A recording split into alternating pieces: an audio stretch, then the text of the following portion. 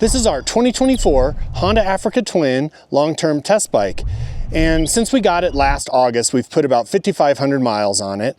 And since it's based here in Colorado, we weren't able to ride too much during the winter, just the occasional day here and there. But this spring, we've been out really riding and kind of confirming some of the choices that we've made with some of the accessories that we've put on. And so we wanted to tell you more about this bike and who it's for, and if you should buy a Honda Africa Twin. So let's talk about some of the features, because that's where this bike really stands out compared to some of the competition. This bike actually has a bunch of the features that some of the more expensive European bikes have. So for instance, this bike has fully adjustable suspension front and rear. It's Showa. It's got a remote preload adjuster. We've got the standard transmission instead of the DCT, as we mentioned before. But it's where the electronics come in that this bike really kind of sets the standard for this price range. And this bike comes with 6 ride modes. It's got 4 preset ride modes and 2 user modes that are totally customizable. You can go in and change your wheelie control, your engine brake control, your traction control, and your ABS. You can turn ABS off to the rear in the custom modes, and you can adjust some of those parameters for the type of riding that you're doing. And we've played around with those a lot and really kind of found our sweet spots, set our user modes up for particular riding that we like to do here in Colorado. And you know, the interface is a little bit tricky to learn. I would suggest anybody buying this bike sit down, read the owner's manual, really figure out how to use the rider interface. But once you get comfortable with it, you can go in and make all the changes that you would ever want to make. Some other really nice features on the Africa Twin: this bike comes standard with cruise control, and it's not a fancy radar cruise control, but it works really well. Riding across country, as you know, you really want to have cruise control, otherwise it's just super tiring. And this system works really well. It's easy to activate, easy to deactivate, and you know, that's a real nice feature right there. Another thing that this bike comes with, which is kind of tied to touring and riding long distances, is it's Apple CarPlay and Android Auto compatible. And so there's one caveat there: you have to tether a wireless Bluetooth communication device to the bike and plug your phone in physically to get Apple CarPlay, in my case with an Apple phone. And once we got that kind of set up and have got our phone paired and our Cardo paired, then we've had really good luck with it. You just turn on the bike, it asks you if you want to have that connect automatically, which we chose, and then you've got Apple CarPlay, and you can use all sorts of apps in there. You can use Google Maps for navigation, you can use Rever for navigation, you can use Onyx for navigation, all sorts of options in there. So for those who are wanting to have some turn-by-turn navigation or other features, or to see where they are off the road, then you have the ability to go in and do that. But also with the CarPlay, as many of you know, you've got phone connectivity, so you can take and receive calls, you can see your text messages, you can go through your entire music library and do all of that. So that's a super nice feature. Let's talk about a couple of the ergonomic features which are nice on this bike. So it has a 2-position adjustable seat, which we really like. The windscreen's adjustable. It's not very good to adjust on the fly. You've kind of got to pinch it with 2 fingers and go up and down, and it's not super simplistic in that way, but it works really well, and you can kind of get it into a happy spot. There are optional windscreens from Honda, there are optional seats from Honda, and so you can kind of get those customized to what you want to do as far as your height and your comfort level. It's funny because we have been really playing with the seat a lot. So when we're riding off-road, I lower the seat down to its lowest position, and that works really well. And then when I'm on the highway for long distances, I put it in its high position just to give a little bit more leg room. So it's nice to have that ability to adjust those things right from the factory. So let's do a quick walk around the bike and just show you some of the accessories that we've added to this bike so far. And we've got a whole pile of other accessories that we're getting ready to add to this bike. But so far we kind of just set it up for general touring and not off-road so much. So we kind of focused on that. But one of the first key things that we wanted to do was get luggage. And the SW Motec Sys Bag system has been really, really impressive. Installation was really good. The instructions were really good, and we were able to get it all put together pretty easily. but the bag performance themselves has been exceptional. I would say that these are the best soft bags that I've used in a very long time. The thing that makes them so good is it's got a rigid back plate that you can see on the back here. It's an aluminum back plate, and that keeps the bags from sagging and keeps them in holding their shape really easily. But then it's got a waterproof liner that works really well. And we've had these things loaded up in rainstorms, snowstorms, and our contents have stayed dry. They have nice little compartments inside. So when you open up the bags here, you'll see that there's a roll top right here. So you just undo that, and then you can get into the inside. Inside there's a 3 divider compartment, which is really nice, which is kind of hard to show here. But so far, we've been really impressed with the bags. They've been durable. They've done their job keeping things dry. But they also have a really nice release system. So to take them off, there's just one little button right here, and it's got a cam lock system, and you can literally just take that off very easily.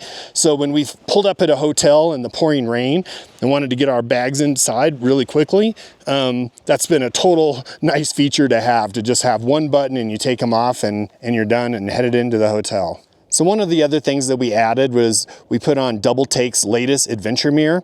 And this has been completely redesigned on this new mirror. They're no longer using an old partner's shaft right here. So this is a heavy duty aluminum thing with a new ball mount, a new ball here, and then really tough, durable mirrors. But the thing that we really like about these mirrors is they're infinitely adjustable.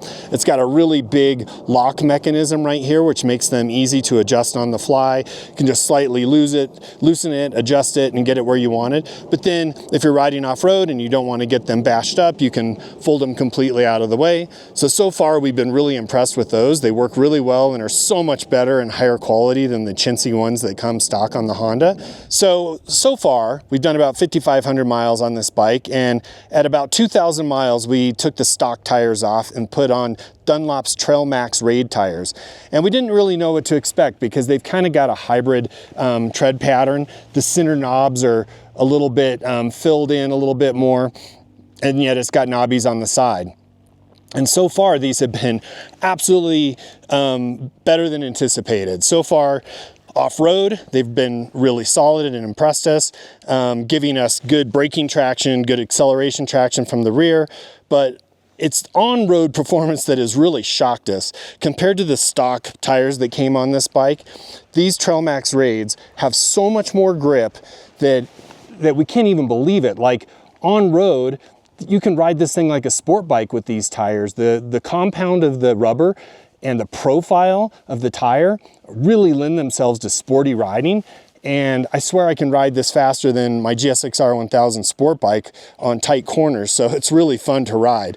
But then so far, they've given us all the traction that we've needed for kind of fire road riding and, you know, simple off-road. We haven't done any deep sand or anything like that, and we've got a set of Metzler Karoo 4s that we're going to throw on for that type of riding and see how those do in heavier duty off-road riding, and especially in the soft stuff and mud. But so far the Trail Max Raids have transformed this bike dramatically. It's really been a big change, and we've got a second set of them. So after we try the Karoos, we'll throw these back on and have them for our more asphalt and gravel road type situations, but really happy with these tires. So here we go. Here's some of our favorite hairpins that are as close as you can get to something in Europe, like the Passo di Stelvio or Passo di Gal or something like that in Europe. And the Africa Twin just eats this stuff up. It's a really fun and amazing how this bike can just tackle this stuff as well as it can tackle the highway, tackle dirt roads, can kind of do it all. But I was super surprised at the ability of this bike to handle this sort of stuff. The tip in is super smooth. It just leans in without any effort really. The big bars obviously help that out a lot. But then the stability mid-corner and the amount of feedback that the front end gives you develops so much trust that after a while you realize that you can ride this thing like a big supermoto bike. And you know, all adventure bikes are kind of like that. They kind of have that inherent quality, but the Africa Twin is no exception. It's such a versatile bike. and makes this stuff a total blast.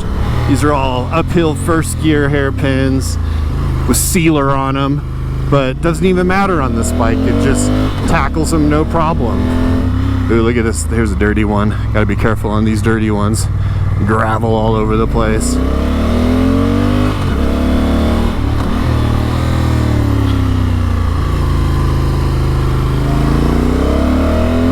So one thing that we love about the Africa Twin is what a great sport touring motorcycle it really is.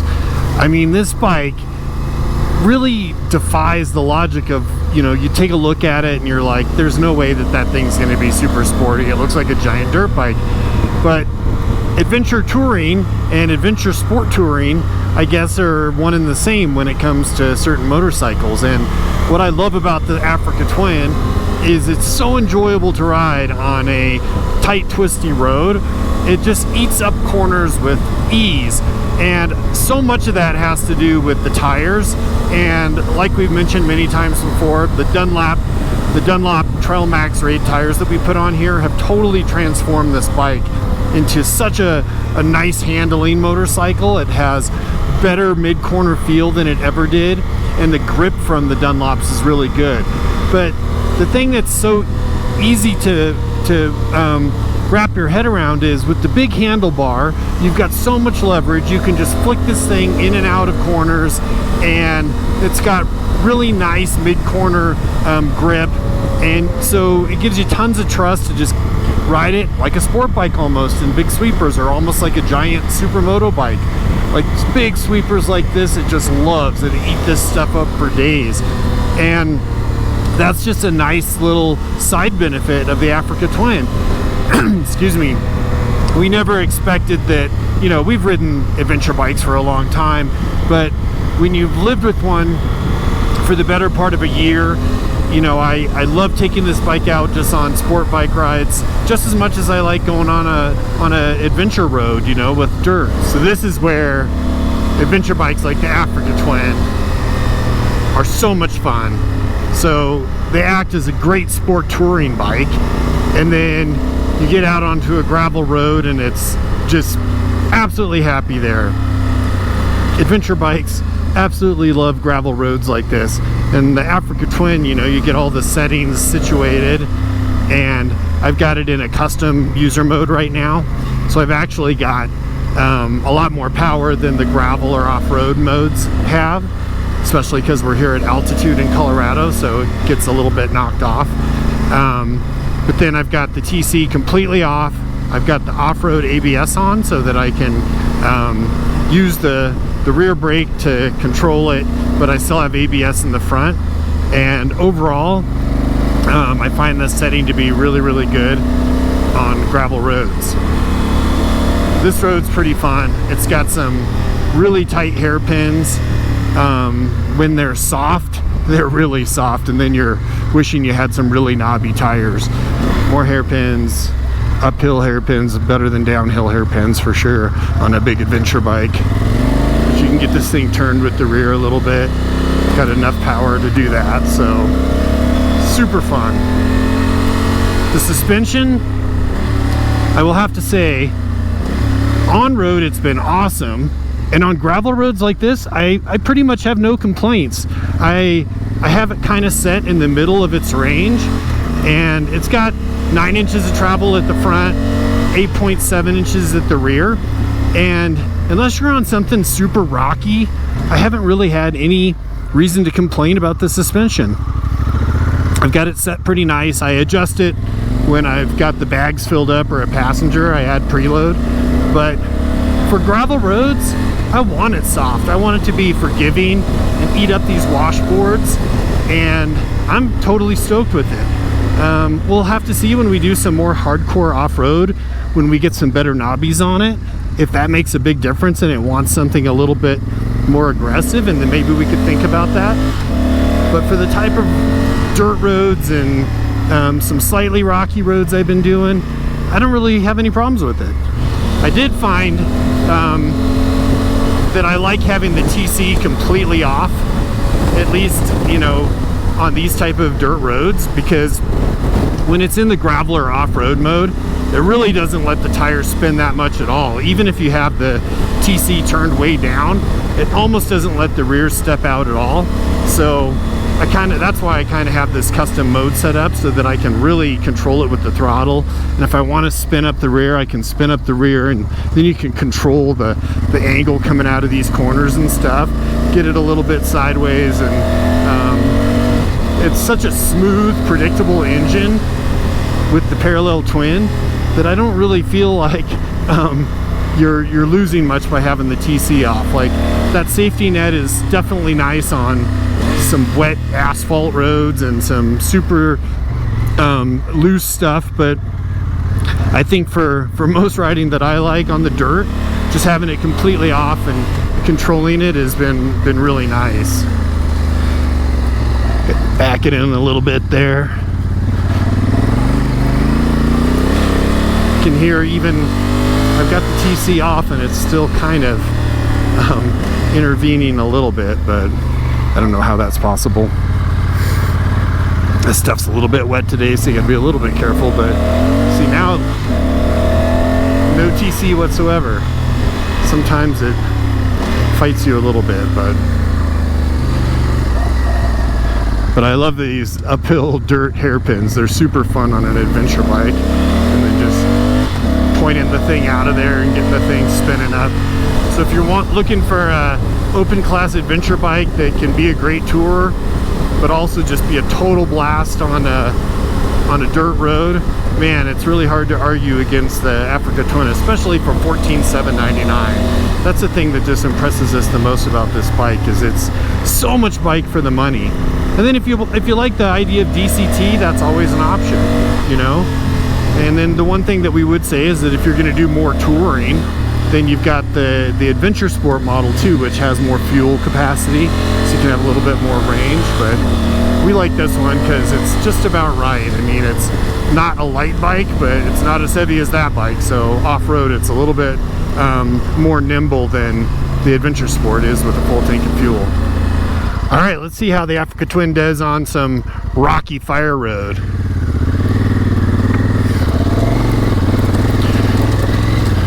We've got this in a custom user mode, so we've got no TC on, but we've got the off-road ABS on, and we've got full power on, just in case we want it. But this is not the Africa Twin's absolute forte, this type of rocky road, but you know what? It does fine. I don't want to haul ass too much because I've got the tire pressure set at 25 front and rear. I don't want to bend a rim, but overall, I think that this type of road, not really a challenge at all for the Africa Twin. Totally eat this stuff up all day. Just little sharp embedded rocks. Got to be a little bit careful to not bash the thing up, but overall this is no challenge for the Africa Twin. It's perfectly happy doing this stuff. People have asked if I've considered doing anything to the suspension, and so far, you know, I'm pretty happy with it. I haven't done too much super tech stuff or anything where I'm really launching the thing. And in most conditions that I've been riding off-road, stuff like this and gravel roads, the suspension's been just fine. I kind of like it soft and forgiving, and it's been doing a really good job. But then I don't have to make big changes when I go on the road. It's still nice and plush for road riding. So overall, I think it's really well balanced, and don't really have too much complaints about the suspension on even this rocky stuff like this. Now, I'm sure if you're riding some tough single track and you're bashing through rocks and going off some water bars and launching the thing in the air, then maybe want to think about changing the suspension settings a little bit. But overall, I'm pretty impressed that straight out of the box this thing is predictable. It's got 9 inches of travel front and rear, and I think it's totally sufficient. All right, so that's a wrap on our long-term update, number 1 on our 2024 Africa Twin. So far, we've really focused on touring-oriented items, but the next thing we want to do is focus on some more dirt-oriented items. We've already started to add some of those pieces to this motorcycle. We've already put on Fast Company's flex handlebar and their Enduro foot pegs. We've got crash bars from Honda that we're going to put on soon, and we just put on the Metzler Karoo 4 tires. We're excited to try those out. And then we added a center stand for maintenance, and so far so good, but we're going to really get out and ride some dirt and see how this thing works in a different environment, and we'll give you an update soon. So if you like what you see, please comment, like, and subscribe, and we'll see you on the next update. Thanks for watching.